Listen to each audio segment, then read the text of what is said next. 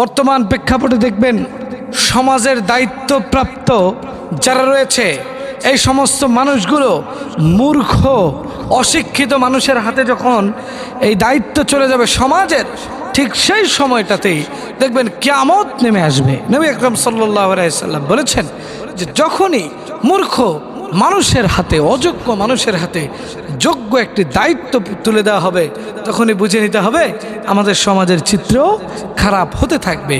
বর্তমান যেটা আমরা লক্ষ্য করতেছি অলমোস্ট কিন্তু আমরা দেখতেছি খারাপ হচ্ছে। কথা বলেন ঠিক কিনা?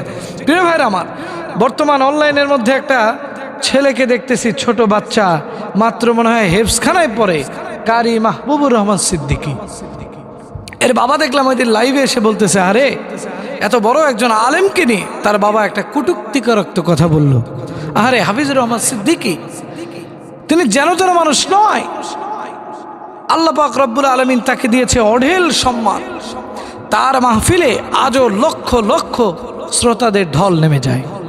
আজও তার বয়ানে মানুষ তাসির হয়। অথচ এই ছোট্ট বালক, হ্যাঁ, কারি মাহবুবুর রহমানের বাবার এত দাম্ভিকতা।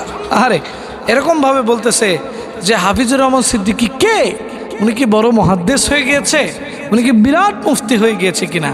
অহংকার মানুষকে যখন গ্রাস করে তখন বুঝে নিতে হবে যে আপনার দাম্ভিকতা অচিরেই আল্লাহ পাক রব্বুল আলামিন ধ্বংস করবে। কথা বলেন ঠিক কিনা প্রিয় ভাইরা আমার?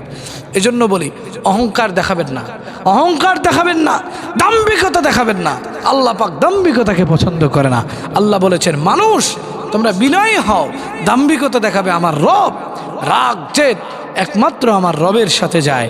আমরা তো তার দয়ায় বেঁচে আছি। কথা বলেন ঠিক কিনা? এজন্য দাম্ভিকতা নয়।